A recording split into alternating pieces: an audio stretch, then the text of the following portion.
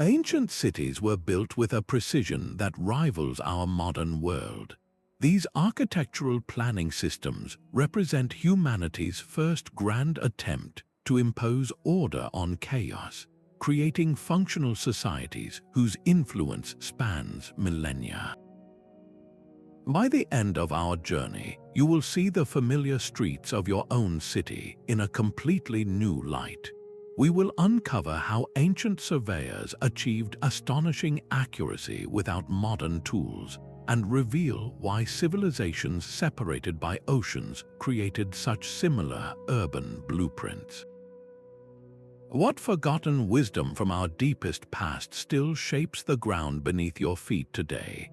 This shift from wandering pathways to rigid right angles marks one of humanity's most profound transitions. Deep within the Indus Valley, around 2,600 years before the Common Era, the city of Mohenjo-daro rose with a clarity of purpose that still staggers modern minds. Its streets did not meander, they crossed at perfect 90-degree angles, creating city blocks of stunning uniformity. Even the bricks themselves were standardized, their identical dimensions suggesting a central authority enforcing a master plan. So what powerful forces compelled this leap from organic villages to such meticulously planned urban centers? The answer lies in the very fabric of a society growing in complexity. As populations swelled and trade networks expanded, the chaotic, winding alleys of older settlements became impractical. Efficiency became paramount. A grid allowed for predictable movement of goods and people, simplified the construction of drainage and water systems, and may have even served to project a sense of order and control, reinforcing a new social hierarchy. This was no accident. It was a conscious decision to imprint human will onto the landscape, a physical manifestation of abstract concepts like order and predictability. The principles established on those ancient streets, the very idea that a city could be designed rather than simply inhabited, would resonate for millennia. But such precision demands a question. How did they achieve such geometrical perfection without any of the tools we take for granted? The geometry of these early city grids was not simply drawn on the ground. It was first written in the stars. For ancient planners, the cosmos provided the ultimate blueprint, a celestial map of perfect order that they sought to replicate in their urban creations. Take the workers' town of Kahun in ancient Egypt, constructed around 1895 before the Common Era. Its main streets were meticulously aligned to capture the rays of the rising sun during the solstices, events that dictated the agricultural and ceremonial cycles of the entire civilization. Far across the world, the immense city of Teotihuacan in Mesoamerica was laid out with its central avenue, the Avenue of the Dead, precisely oriented to key planetary movements. This was far more than symbolic architecture. Aligning a city with the heavens created a giant, functional calendar. It told people when to plant crops, when to hold festivals, and how to mark the passage of time, weaving the rhythm of the universe directly into the fabric of daily life. Even the Romans, famous for their pragmatic engineering, often aligned their primary streets, the Cardo and Decumanus, with solar paths and prevailing winds. This demonstrates a universal principle, a deep-seated human desire to harmonize our constructed world with the perceived order of the cosmos. But this grand celestial vision raises a very practical question. How did they transfer these vast cosmic patterns down to the human scale with such remarkable accuracy? The answers lie not in the sky, but in the ingenious, earth-bound tools they invented to measure their world. To translate cosmic order into city streets, these master planners needed a universal language. That language was measurement. The breathtaking regularity of a place like Mohenjo-daro was made possible by a remarkably sophisticated system of standardized units. The very bricks used to build the city were manufactured in a consistent ratio of 4:2:1, a proportion that allowed for incredible structural stability and ease of construction. This was not a happy accident. It was the result of a conscious, civilization-wide agreement on how to quantify the physical world. In Mesopotamia, surveyors relied on units like the cubit, based on the length of a forearm, and the reed, a longer measure used for laying out larger plots.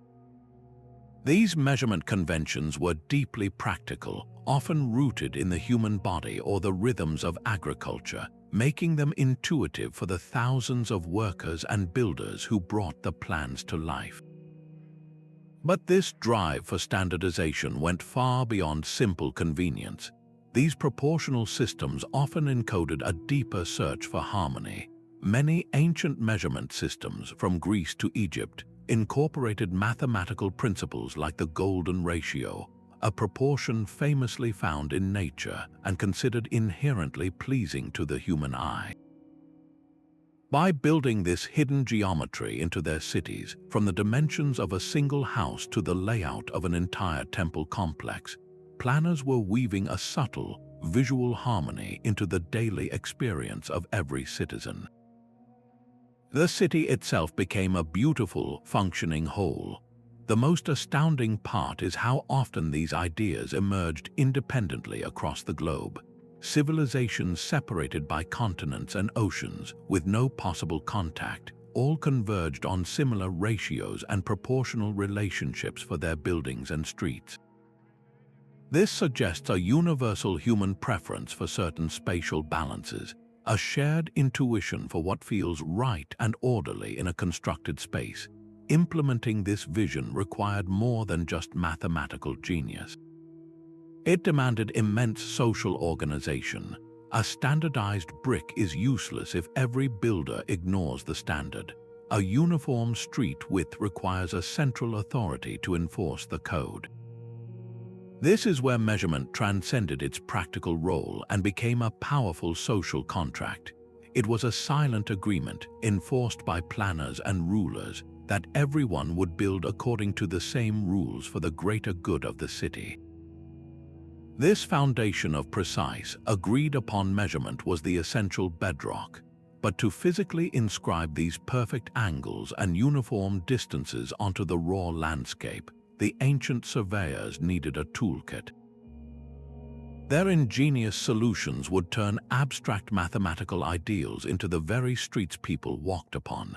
The invisible ruler of every early city was not a king, but water. Its management dictated the very shape of urban life, compelling planners to weave hydraulic engineering directly into the city grid. In Mohenjo-daro, the streets themselves were part of a brilliant water management system. They were not flat but carefully sloped, channeling rainwater into a network of covered drains that ran beneath the city. This was not an afterthought, it was the foundational principle of the urban layout. Every street angle and every building's position was considered in relation to this flow. Far to the west, the Minoan Palace of Knossos was a marvel of indoor plumbing, with its grid-like complex featuring intricate terracotta pipes that supplied fresh water and carried waste away. The need for clean water and the removal of wastewater became the primary forces that determined street orientation and block division. A straight, wide street was not just for processions, it was a necessary corridor for maintaining the vital arteries of the city's health.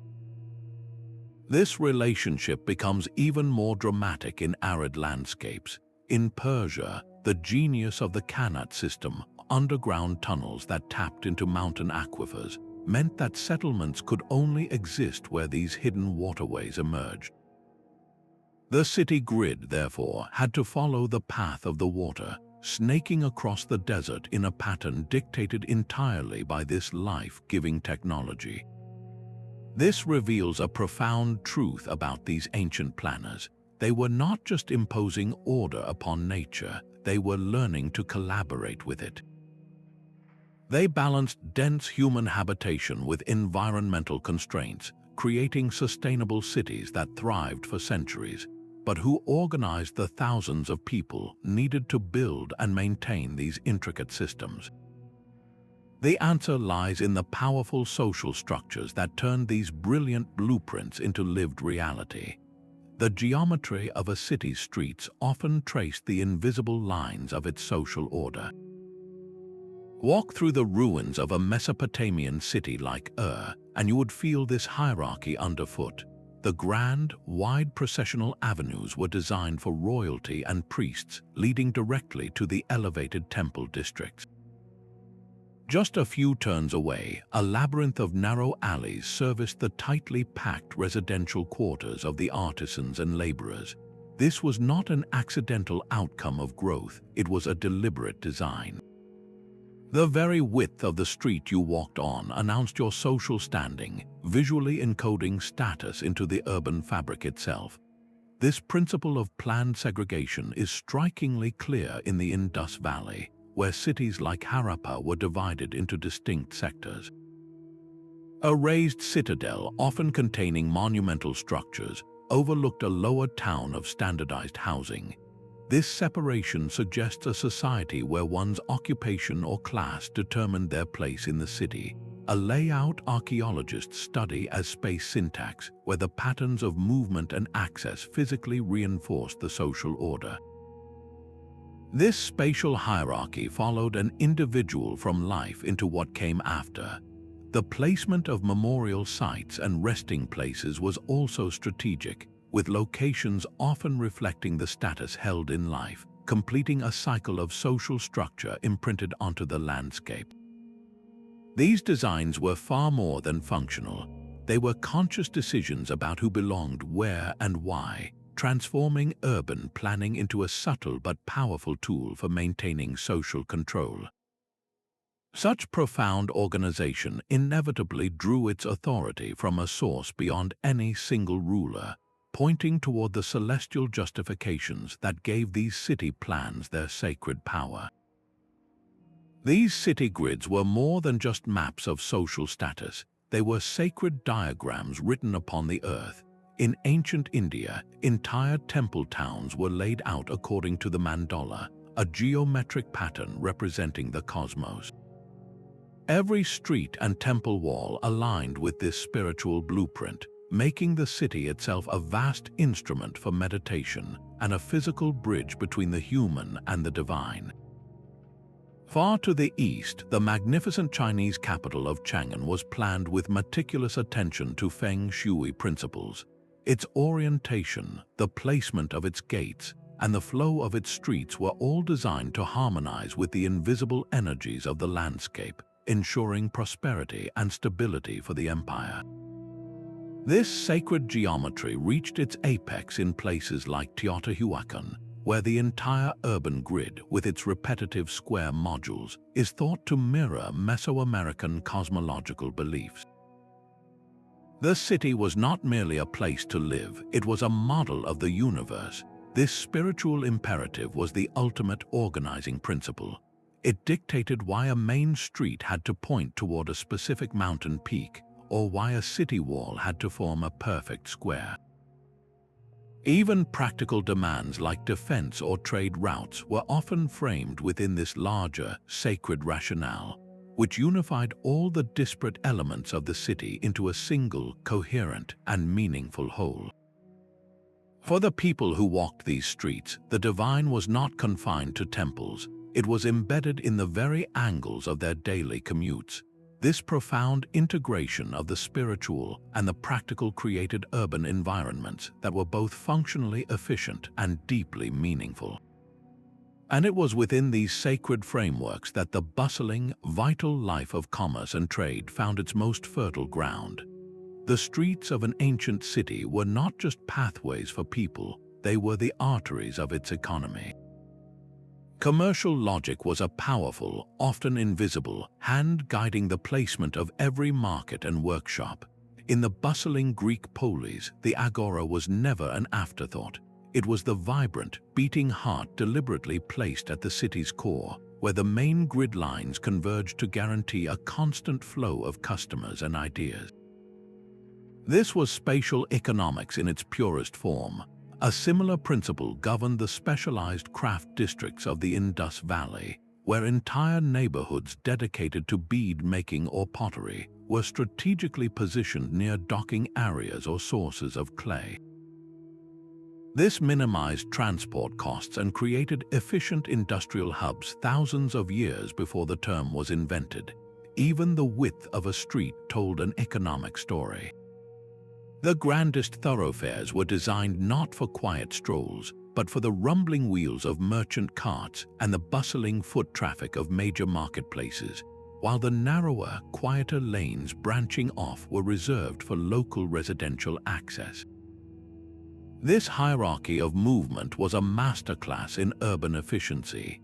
The entire system was supported by strategically placed granaries and warehouses, positioned for optimal distribution, ensuring that the economic lifeblood of the city could flow without obstruction. Perhaps the most striking examples are the legendary Silk Road cities, where the entire urban fabric was shaped by long-distance commerce. The grid would expand to incorporate vast caravanserais, special walled complexes that provided lodging and security for traveling merchants and their precious goods. These merchant quarters became distinct districts within the city, their layout and placement dictated entirely by the needs of global trade. This reveals a remarkably sophisticated understanding of how space could be organized to generate wealth. The planners were not just creating order, they were engineering prosperity, balancing the noisy, vital demands of the marketplace with the other needs of a functioning society. This intricate dance between commerce and community would soon demand a new kind of planning, one focused not on profit but on pure, unadulterated defense. Security was woven into the very streets of the ancient city. The same geometric order that facilitated trade and social harmony also served a far more urgent purpose: defense. The perfectly orthogonal layout of a Roman military camp, the castrum, was a masterclass in strategic planning. Its two main roads, the Cardo and Decumanus, crossed at the center, creating 4 equal quarters. This was not for aesthetic appeal. It created clear, rapid routes for legions to deploy to any point along the defensive walls in minutes. The predictable grid allowed for flawless communication and control, turning the entire settlement into a single, efficient defensive unit. This military blueprint, perfected on countless frontiers, was then exported across the empire, forming the template for new colonial cities where security was the foremost concern. The principle of the elevated stronghold was employed just as brilliantly in the Indus Valley. Cities like Harappa featured a raised citadel, a fortified acropolis that dominated the lower town. This high ground offered a commanding view of the surrounding plains, a critical advantage for spotting threats. But its placement was also deeply symbolic, a constant, physical reminder of the ruling authority's power to protect or to control. Even within an apparently uniform grid, planners embedded subtle defensive tricks. A main street might not lead directly to a central plaza. Instead, it could be designed with deliberate, angled turns. These choke points would break the momentum of a charging force, funneling attackers into kill zones where defenders held the advantage. Strategic open spaces, which by day served as markets or gathering points, could be instantly transformed into mustering grounds for a city's militia. The entire perimeter wall was not a separate structure. It was an integral part of the street plan, with towers positioned at key intersections to provide overlapping fields of fire. This reveals the incredible balancing act ancient engineers performed. They had to create a city that was open and functional for daily life, yet could be sealed and defended in an instant. The grid was their solution, a flexible system that managed the flow of peaceful commerce as adeptly as it directed the brutal necessities of defense.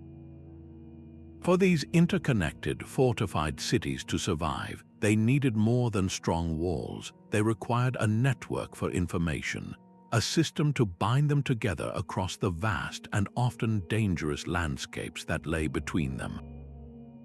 The efficiency of a city's lifeblood depended on its ability to move. Beyond defense and commerce, ancient planners engineered their grids for the constant, vital flow of people, goods, and information. In the Indus Valley, the remarkable consistency of street widths was not an aesthetic choice. It was a standardized solution for managing traffic. These uniform avenues ensured carts and pedestrians could move predictably, preventing the chaotic bottlenecks that could paralyze a dense urban center. The Romans perfected this idea with a hierarchical road system. Their broad, colonnaded main streets, the Cardo and Decumanus, were designed for heavy-through traffic and military marches, while a network of smaller, quieter lanes branched off to serve local residences, effectively separating long-distance travel from neighborhood life. This was an early form of traffic management, creating a city that breathed smoothly. Planners employed brilliant, context-specific techniques to overcome geographic challenges. In canal-based cities, main thoroughfares were often aligned with prevailing winds, giving sailing ships a consistent push right into the commercial heart. In hilly terrain like that found in some Mesoamerican cities, stepped streets accommodated foot traffic and small-wheeled transports, turning difficult slopes into organized pathways. There is even evidence of specialized lanes that separated pedestrian movement from animal drives, a clear concern for both safety and efficiency. These circulation systems were far more than practical. They reflected deep-seated social values about movement and accessibility. The right to move freely on wide, clean, well-maintained streets was often a privilege, while restricted access or narrow alleyways could define the experience of other social groups. The very connectivity of a neighborhood to the main arteries determined its economic potential and its place in the urban hierarchy. This sophisticated understanding of urban dynamics allowed early planners to create networks that moved resources with a rhythm that sustained entire civilizations. But who coordinated the thousands of workers, managed the standard brick sizes, and enforced the building codes that made this entire system possible? The answer lies in the emergence of a new kind of profession, one dedicated entirely to the art and science of shaping the city itself. A city's grid was the ultimate administrative tool, making an entire population visible and manageable to its rulers. In the meticulously planned Mesopotamian city, uniform block sizes were not just about aesthetics. They created a perfect system for property registration and tax assessment. An official could walk down a street and immediately understand the value and ownership of each plot, transforming urban space into a legible ledger for the state. This principle was perfected by the Romans, whose colonial towns were built from an identical blueprint across 3 continents. Whether in North Africa or Britain, a governor could arrive in a new settlement and instantly understand its layout, knowing exactly where to find the granaries, the barracks, and the tax collector's office. This spatial predictability was a powerful mechanism of control, simplifying the monumental task of administering a vast and diverse empire. The concept extended even to the workers who built these civilizations. In the planned villages for Egyptian tomb artisans like Deir el-Medina, every house followed an identical floor plan. This standardization allowed for the centralized distribution of food rations and enabled overseers to efficiently monitor the workforce. Scholars call these designs legible spaces, environments deliberately shaped to make a society easier to count, tax, and govern from a central authority. The grid was more than an architectural choice. It was a political statement written in stone and street. This profound relationship between spatial order and political power raises a final, compelling question. How did these rigid, master-planned cities manage to adapt and grow, bending without breaking under the pressures of time? The most brilliant city grids were designed not just for their present moment, but for a future their creators would never see. They were built with an inherent capacity for growth, a modular logic that allowed a settlement to expand without collapsing into chaos. This principle of scalable design is perhaps best embodied by the Greek architect Hippodamus of Miletus, whose systematic plans transformed urban theory. His approach treated the city not as a single, static entity, but as a collection of interchangeable parts. A new neighborhood could be added simply by repeating a standard block module, ensuring that every extension of the city felt like a seamless part of the original whole. We see this same foresight in the relentless uniformity of Mohenjo-daro, where the replication of standardized block sizes meant that new residential sectors could be built to precisely the same specifications as the old ones. This was urban planning as a repeatable formula. The Romans took this concept to its logistical extreme with their insulae, the standard apartment blocks that formed the fabric of their cities. These repetitive units were like cells in a growing organism, allowing a colonial town to scale up from a military outpost to a thriving metropolis without ever needing to redesign its core layout. This mathematical regularity was the key to its success. When the time came to expand the city walls, planners could simply extend the main aqueducts and sewer lines along the predetermined lines of the grid. New streets would be laid at the same widths, and new blocks would mirror the old, guaranteeing that the latest suburbs maintained the same functional efficiency and aesthetic order as the historic core. This was not mere repetition, it was a profound expression of urban foresight. It acknowledged that a successful city is a living thing, destined to grow and change. By baking scalability into their original blueprints, these ancient engineers created systems that could endure for centuries, gracefully accommodating the unpredictable pressures of the future. The very geometry of their streets was a promise of perpetual order. These perfect grids were built upon a hidden language of numbers. Beneath the straight streets and uniform blocks of ancient cities lay a sophisticated mathematical framework, a silent code that governed every proportion and angle. In the Indus Valley, the dimensions of major structures in cities like Harappa correspond to Pythagorean triples, the same 3-4-5 right triangle relationship that would be famously studied in Greece centuries later. This was not a coincidence. These precise ratios allowed surveyors to lay out perfect right angles using only knotted ropes, ensuring the crisp geometry of their city blocks. Meanwhile, Egyptian temple complexes and planned towns frequently integrated the golden ratio, a special proportion found throughout nature, into their key architectural relationships. This was far more than a quest for beauty. These mathematical principles were the essential tools for dividing vast tracts of land fairly among citizens, for calculating the volume of granaries, and for ensuring that every standardized brick would fit perfectly into the larger urban puzzle. The recurring use of ratios like 1 to root 2, which relates a square's side to its diagonal, or the 3-4-5 triangle, points toward a shared mathematical understanding that spanned continents. This knowledge may have traveled along the same trade routes that carried spices and gemstones, or it might reflect different civilizations independently uncovering the same universal truths of geometry. Without calculators or laser levels, these planners relied on simple but profound geometric constructions. They used stretched ropes, wooden stakes, and sighting instruments to inscribe circles, bisect angles, and create perfect squares on the landscape.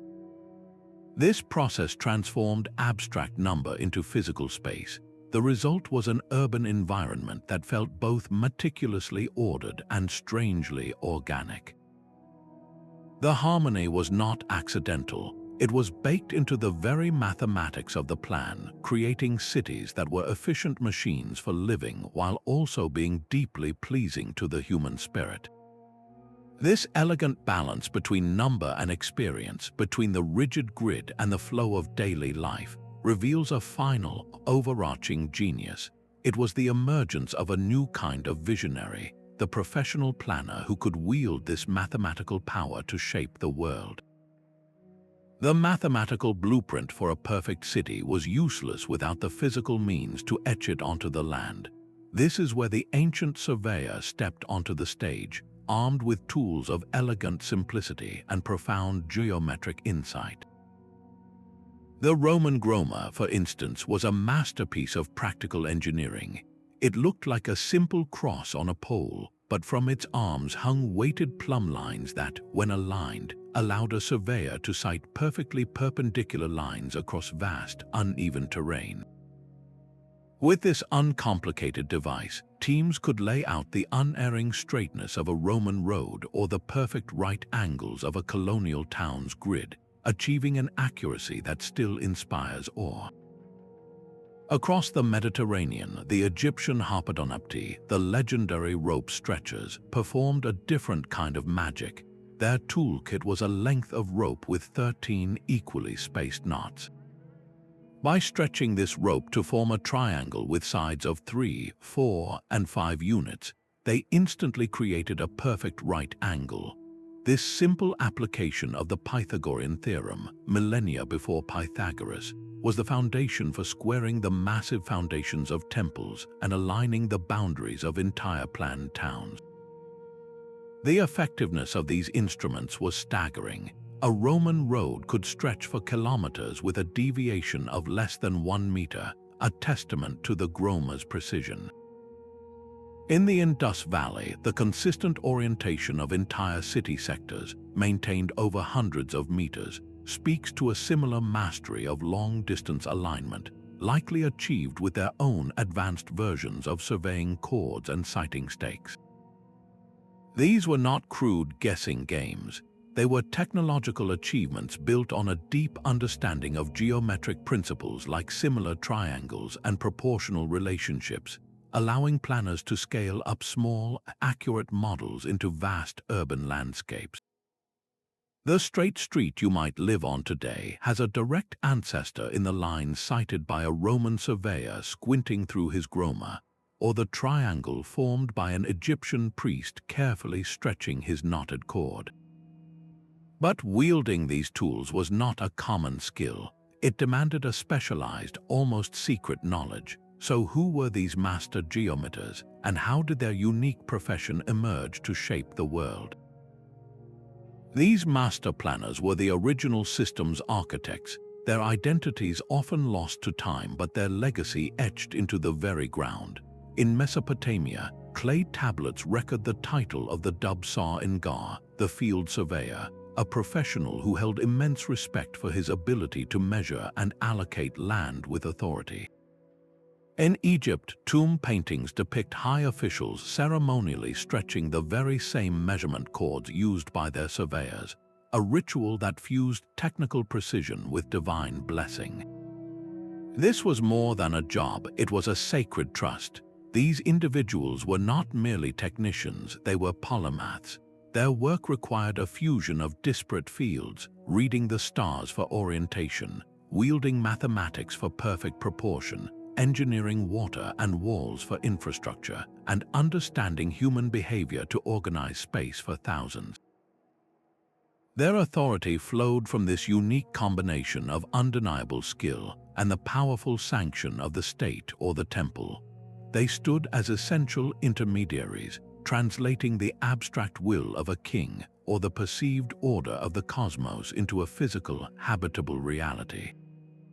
The stunning consistency we see from one Indus Valley city to another, or across the vast expanse of the Roman Empire, points to a powerful tradition. These master planners likely worked from established, standardized bodies of knowledge, perhaps even formal training systems or manuals passed down through generations. This was not a series of brilliant one-off achievements, but a sustained professional discipline. To comprehend these figures is to understand that a city grid was never the work of a single mind, but the culmination of a coordinated, civilization-wide effort, a symphony of specialized knowledge conducted by these unseen maestros. This organized transmission of expertise ensured that the principles of urban order could survive dynasties and outlive any single ruler, becoming a permanent feature of human civilization. This remarkable consistency across the globe presents us with a captivating puzzle. Did these planning ideas travel along ancient trade routes, or did they emerge separately from a shared human logic for organizing dense populations? The truth appears to be a complex tapestry woven from both threads. We can trace some patterns through clear lines of cultural contact. The Romans, for instance, openly adopted and systematized Greek planning principles, spreading a standardized urban model from Britain to the Middle East. This was knowledge transfer through conquest and colonization, a deliberate export of a proven system.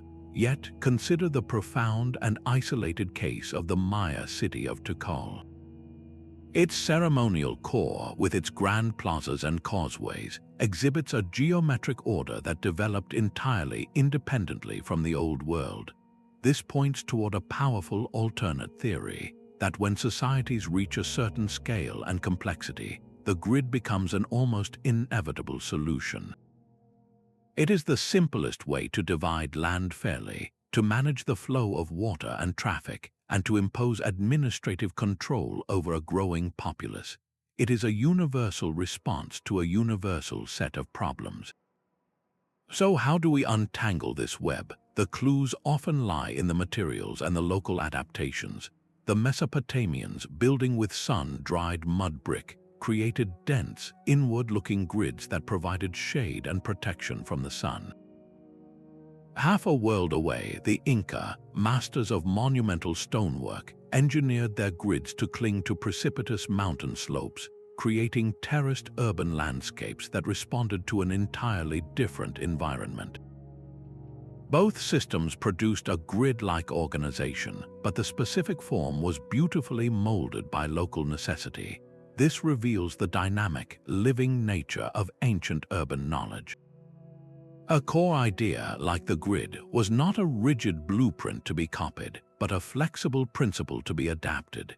It was a seed that would grow differently depending on the cultural soil and climatic conditions it found itself in. This incredible journey of an idea, from a Mesopotamian field to a Mesoamerican jungle, sets the stage for understanding the most ambitious urban experiments of all, the cities designed from nothing to embody an entire worldview. Mohenjo-daro stands as a silent testament to a planning genius that feels almost out of place in time. Spread across 250 acres, its grid was not merely a suggestion but a rigorously enforced reality. A masterwork of coordination where every brick, every drain, and every street played a part in a grand urban symphony. The very bricks of the city were manufactured to a universal standard, their dimensions locked in a perfect 4:2:1 ratio. This was not just about efficient construction. It was the foundation of a system where every component was interchangeable, allowing the city to be repaired, rebuilt, and expanded with a consistency that spanned generations. This modular logic extended to the city's very skeleton. The streets crossed at perfect right angles, creating uniform city blocks that channeled both people and rainwater with equal efficiency. Beneath these orderly surfaces ran a network of covered drains, proof that public health and sanitation were central pillars of the original design, not later additions. At the heart of this geometric marvel sat the Great Bath, a monumental, watertight pool carefully positioned within the elevated citadel. Its alignment was almost certainly celestial, linking this space of ritual purification to the cosmic order. Here, the practical genius of water management merged seamlessly with profound spiritual belief, showing that for its planners, the sacred and the functional were two sides of the same coin. The city's layout made its social structure visible to all. The elevated citadel, with its grand structures and the Great Bath, dominated the sprawling lower town of standardized residential blocks. This physical division spoke of a social hierarchy, yet the quality of the housing across the city suggests a remarkable degree of social organization, even comfort, for a wide portion of its inhabitants. The most compelling evidence of their success is not in its initial construction, but in its endurance. Mohenjo-daro was rebuilt multiple times over centuries, and each time the new city rose directly upon the bones of the old, meticulously following the original street plan. This reveals a planning tradition so powerful, so deeply embedded in the culture, that it could withstand the test of time and the inevitable changes in leadership. And then, around 1,900 years before the Common Era, the city was abandoned. The people who had maintained this perfect order for so long simply left, leaving behind a masterpiece whose origins and ultimate fate remain one of history's most captivating mysteries. This Harappan achievement, born from the Indus Valley, presents a stunning contrast to the urban philosophies taking shape far to the west, around the Mediterranean Sea. Yet the philosophy of the street grid was about to be written down. While the Indus Valley perfected its systems through practice, a single name emerges from ancient Greece, a man who gave urban planning its first theoretical framework. Hippodamus of Miletus was not just a builder, he was a visionary who saw the city as a machine for creating a better society. His masterwork was the reconstruction of his own city, Miletus, after its destruction around 479 before the Common Era. He did not simply lay out streets, he designed an entire social ecosystem in stone. His plan introduced a radical new idea, zoning. He separated the city into 3 distinct districts, one sacred for temples, one public for civic life, and one private for residences. This was a conscious effort to organize the chaotic functions of a city into a rational, comprehensible whole. At the heart of this new order was the agora, the public square. Hippodamus positioned it not as a random open space, but as the literal and symbolic center of the city, where the main grid lines converged. This was democratic space, designed to facilitate the face-to-face interactions that were the lifeblood of Greek citizenship. The very act of walking through this planned environment was meant to instill a sense of civic duty and participation. But his most enduring legacy was the geometric purity of the residential blocks. Hippodamus covered the city's hills with a uniform grid of identical, rectangular blocks. This was not merely for efficiency. In his philosophy, this geometric regularity was an expression of a rational cosmic order, and the uniform housing blocks were a physical promise of equality among its male citizens. He believed the very shape of the city could shape the character of its people, that a logical, balanced environment would produce logical, balanced citizens. This was a revolutionary leap, connecting political theory directly to urban form. The power of this Hippodamian system was its incredible portability. It became the standard model for new Greek colonies spreading across the Mediterranean, a ready-made blueprint for instant civilization. Its influence would flow directly into Rome and later be rediscovered during the Renaissance, its principles echoing in the grids of countless modern cities. Yet for all its philosophical grandeur, this Greek ideal would soon meet the unstoppable, pragmatic force of an empire built not on theory, but on sheer practical necessity. The Roman legionary did not march into unknown wilderness, he marched toward a blueprint. Before a single ditch was dug or a palisade raised, the plan for his camp was already fixed in his mind, a perfect geometric diagram repeated from the rainy hills of Britain to the sun-baked plains of Syria. This was the castrum, the ultimate expression of military urbanism. Its layout was a masterclass in predictable efficiency. Two main streets, the Via Principales and the Via Praetoria, crossed at the center of the camp, forming a rigid T intersection. This was the command and control spine of the entire operation. Around this cross, the rest of the camp was subdivided into perfectly uniform blocks, each with a designated purpose. The commander's tent, the Principia, sat at the head of the cross. The barracks for each century were laid out in identical rows. The granaries and hospital were placed in their standardized locations, and the entire complex was surrounded by a defensive wall and ditch of prescribed dimensions.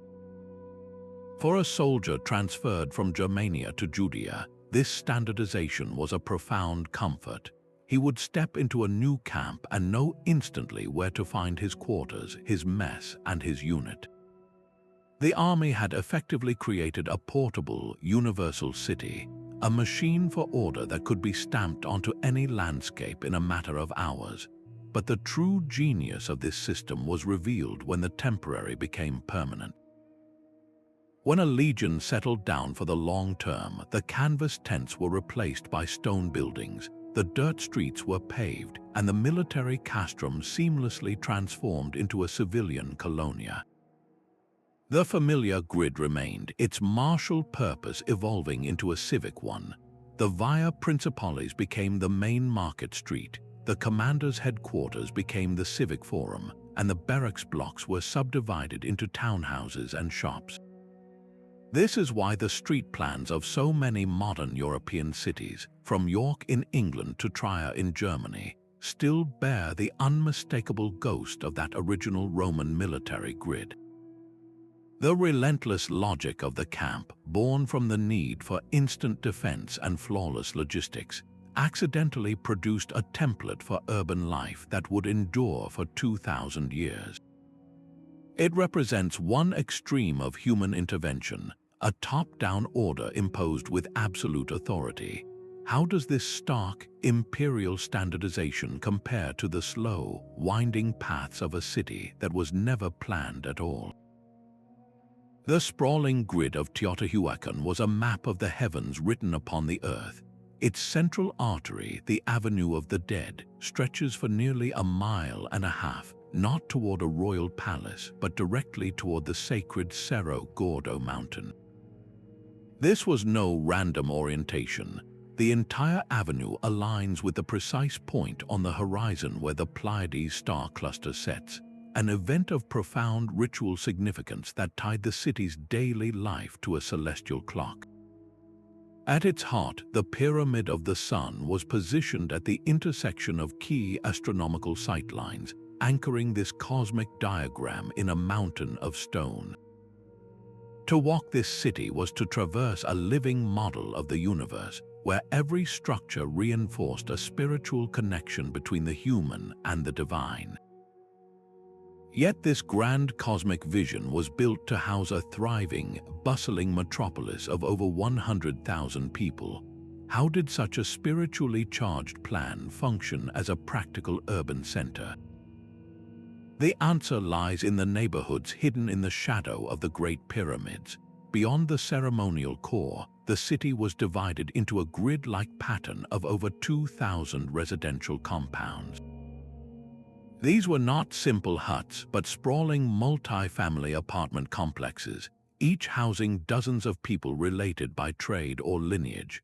Built from stone and adobe, these compounds featured central courtyards for cooking and socializing, with multiple apartments opening onto them, creating a sense of both community and privacy.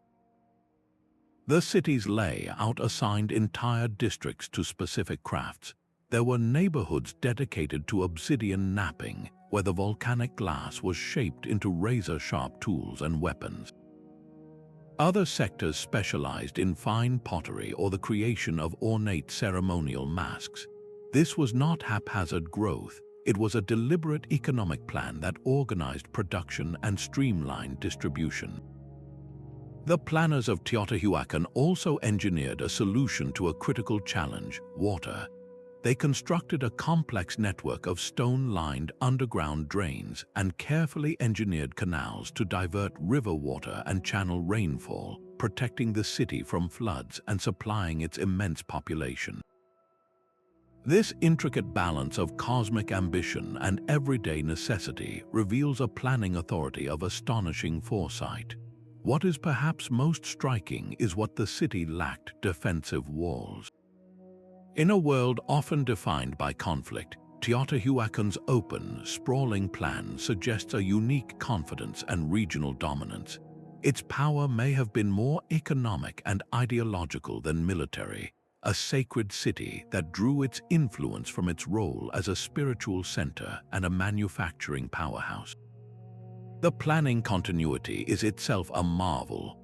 The original astronomical alignment and the grid of neighborhoods were maintained for century after century, implying that a powerful, enduring central authority, perhaps a council of priests and administrators, could enforce a single master plan across generations. This was not a city that grew by accident. It was a vision meticulously executed and preserved. And then, around the middle of the 6th century, the vision ended. The city was deliberately and systematically abandoned, its great structures set ablaze in a final, ritual farewell. The people simply left, leaving behind a perfectly planned metropolis whose ultimate purpose and the reason for its demise remain one of archaeology's most compelling enigmas. The silence that fell over its grand avenues invites us to consider an entirely different urban philosophy, one that grew not from a single master plan, but from the slow, layered accumulation of countless individual choices over time.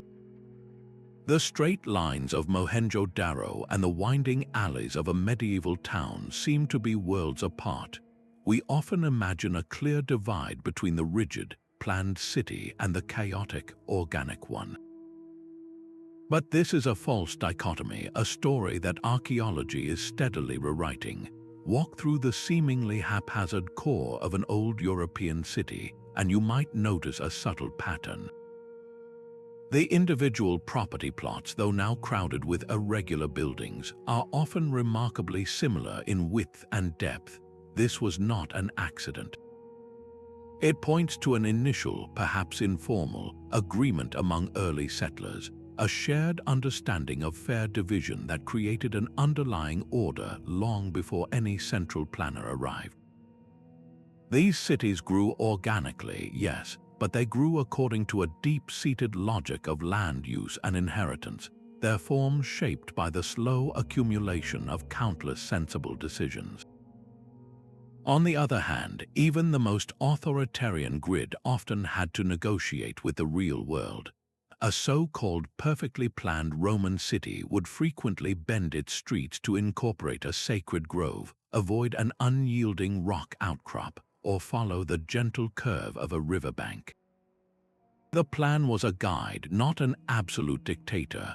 We see this beautifully in the Indus Valley, where the magnificent core of Mohenjo-daro, with its perfect right angles, is encircled by evidence of less orderly suburban expansion. The city's flawless grid could not contain the vibrant, unpredictable energy of its own success, spilling beyond the original blueprint. And many cities we perceive as purely organic, like some ancient Greek polis, actually began their lives as planned colonial foundations, their original grids slowly obscured by centuries of adaptation and rebuilding. This reveals that urban development is not a choice between planning and chaos, but a constant dance between intention and emergence. The most successful cities throughout history have always existed on a spectrum, blending top-down design with bottom-up innovation. They are living systems, not frozen blueprints. This understanding forces a crucial question. If both planned and organic elements are essential, what separates an urban plan that thrives for a millennium from one that collapses into a deserted ruin? The true test of a city's grid was not its initial perfection, but its ability to endure. While some ancient plans thrived for 1,000 years, others were deserted within generations, their rigid streets left to the encroaching wilderness. What invisible line separated success from failure? The answer lies in a delicate balance between the plan on the parchment and the living, breathing city it was meant to serve. Successful grids, like those of Roman colonial towns, offered a masterclass in practical resilience. Their primary strength was not just order, but a profound adaptability. The same modular block that housed a legionary's family could be subdivided for merchants or converted into workshops, allowing the urban fabric to evolve with the economy. This scalability meant the city could grow without losing its functional logic, its circulatory system of roads and aqueducts expanding gracefully to serve new suburbs. Furthermore, these towns were culturally porous. A Roman grid laid over a Gallic settlement would often absorb local building styles and sacred sites, bending its own rules to accommodate the people who actually lived there. This cultural negotiation turned a stark imperial blueprint into a shared home, ensuring its relevance long after the legions had departed. In stark contrast, the ruins of failed planned cities often tell a story of stubborn idealism. An overly rigid layout, perfectly geometric on its drafting table, could become a daily frustration if it forced traffic through unnecessary detours or created wind tunnels in a cold climate. A city oriented for celestial harmony but built against the slope of the land might find its streets flooding with every heavy rain. Some designs simply demanded too much, their monumental infrastructure requiring a constant, unsustainable input of labor and resources to maintain. When that effort could no longer be mobilized, the entire system began to decay. The most decisive factor, however, was often the most basic: water. A city with a sustainable source and a clever management system, like Mohenjo-daro's covered drains, could weather centuries of drought. A city without one was living on borrowed time, its grand avenues destined to become sand-choked ruins. The most resilient grids understood this need for flexibility within the framework. They provided a strong, predictable structure, but left room for neighborhoods to develop their own character, for markets to spill into side streets, and for generations to leave their own mark upon the original design. This historical dialogue between intention and adaptation offers a powerful lesson. It shows that urban longevity is never guaranteed by geometry alone, but is forged in the ongoing conversation between a brilliant plan and the unpredictable, vibrant reality of human life. The perfect right angles of Mohenjo-daro are no longer just lines on a map. Today, we see them through a new lens, one that can peer through dense jungle canopy and deep into the earth itself. Recent advances in technology are stripping away the layers of time, revealing a hidden layer of urban intelligence that traditional archaeology could only guess at.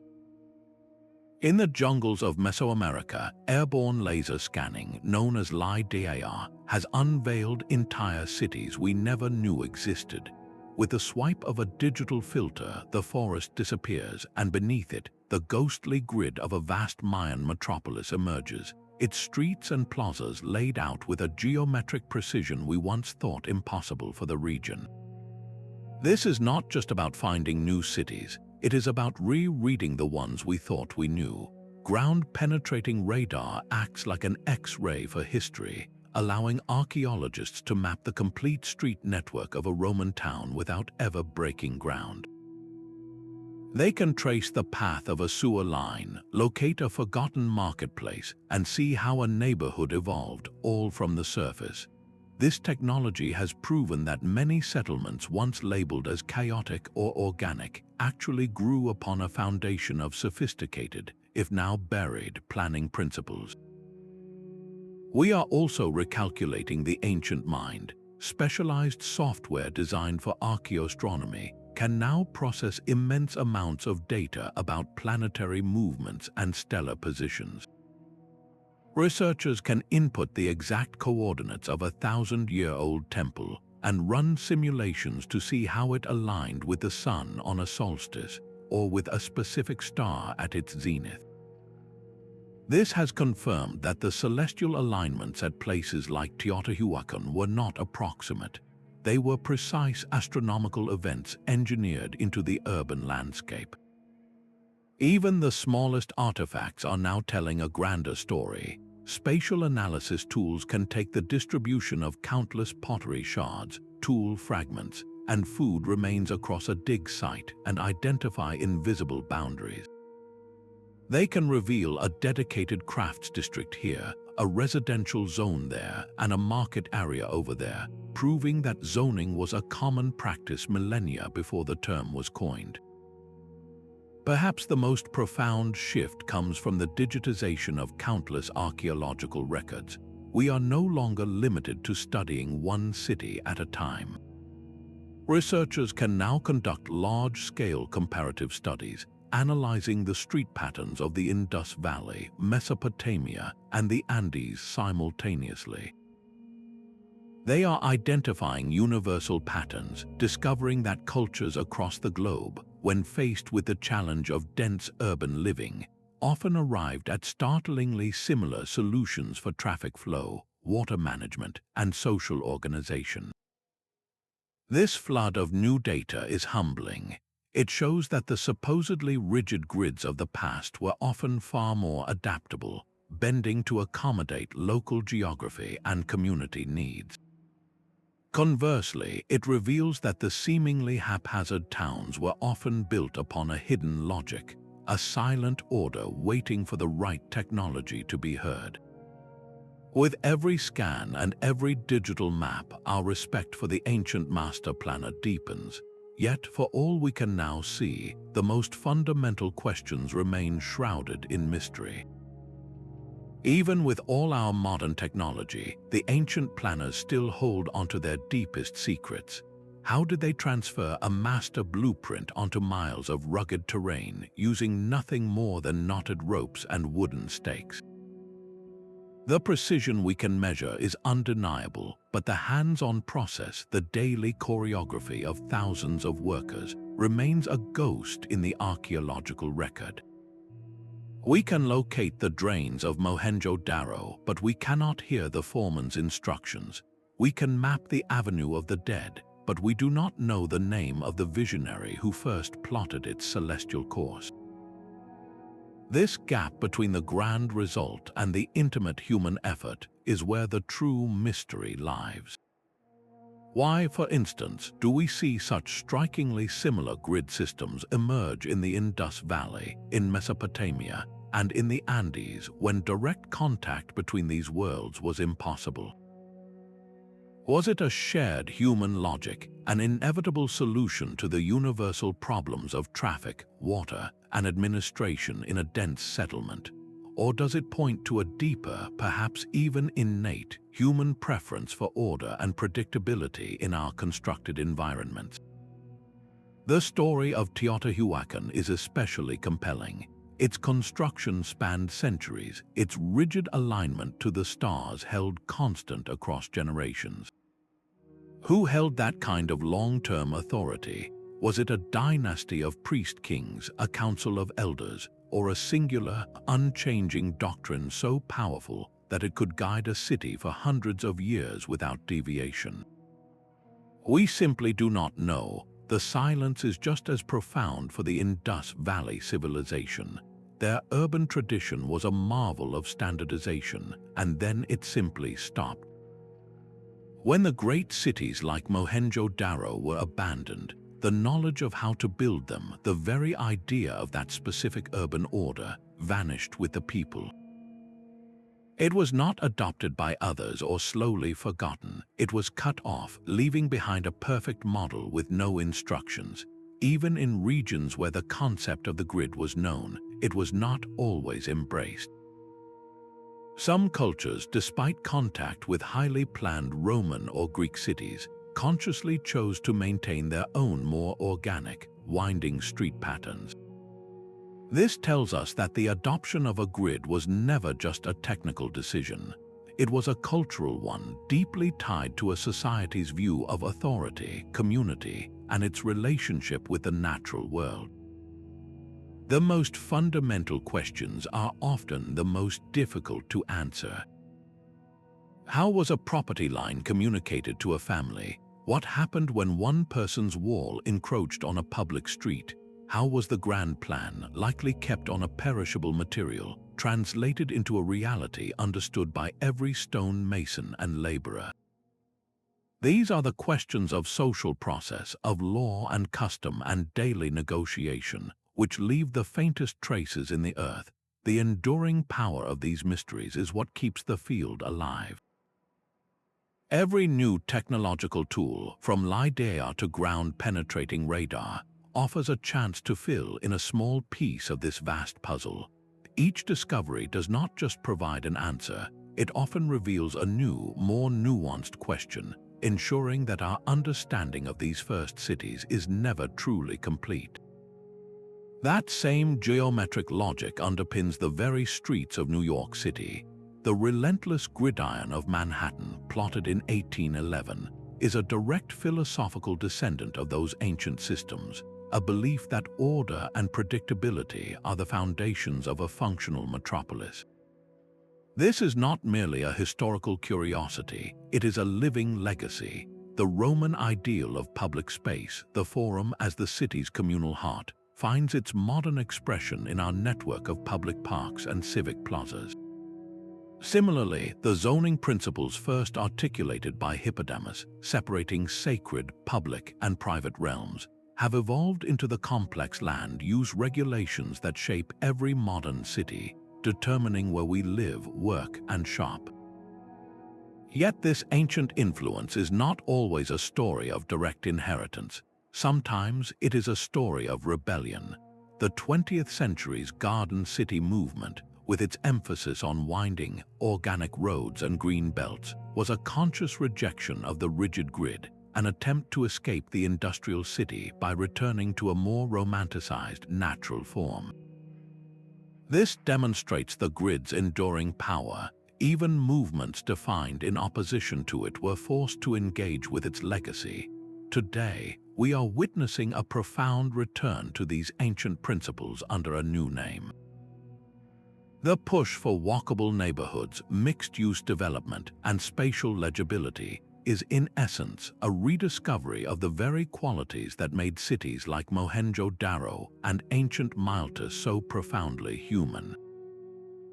We are relearning that a successful city is not just about moving cars, but about creating a sense of place and community. This is especially clear as we confront modern sustainability challenges. The clever water management of the Indus Valley, with its carefully sloped streets and covered drains, offers powerful lessons for contemporary cities struggling with stormwater runoff. The passive climate control achieved through strategic street orientation in ancient Egypt and Persia is now being studied by architects seeking to reduce the energy footprint of modern buildings. The ancient understanding of integrating community life directly into the urban fabric stands as a challenge to the isolated, single-use zoning of the recent past. The enduring relevance of these systems is a testament to their genius. They were not solving temporary problems, they were addressing the eternal challenges of urban life: how to live together in density, how to manage shared resources, and how to build an environment that is both efficient and meaningful. The silent streets of Mohenjo-daro and the sprawling plan of Teotihuacan ask us a compelling question. What have we forgotten in our rush toward modernity, and what wisdom from our deepest urban past can guide us toward a more resilient future? These ancient grids reveal a profound truth about our own humanity. Our journey through the streets of Mohenjo-daro and the avenues of Teotihuacan shows us that the drive to create order is a fundamental part of who we are. These early planners were not just building with stone and brick, they were weaving together a complex tapestry of practical needs and cosmic visions. They balanced the absolute necessity for clean water and efficient traffic with a deep desire to connect their daily lives to the rhythms of the universe. Their cities were machines for living, yes, but they were also sacred diagrams, social contracts, and mathematical marvels, all expressed through the elegant language of the grid. This legacy is not confined to history books or dusty ruins. It lives on in the very streets we walk today, the relentless order of a modern downtown, the zoning that separates a quiet home from a bustling shop, even the public square where a community gathers, all echo principles first tested thousands of years ago. The next time you navigate a city's predictable right angles, pause for a moment. You are experiencing one of humanity's most enduring innovations, a solution to the eternal challenge of building communities that are both functional and meaningful. If these revelations about our urban past have reshaped how you see the world beneath your feet, we invite you to join us for more journeys into the mysteries of history. Let us know in the comments which ancient planning principle most surprised you. Was it the celestial alignments, the standardized bricks, or the sophisticated social zoning that made you see your own city in a new light?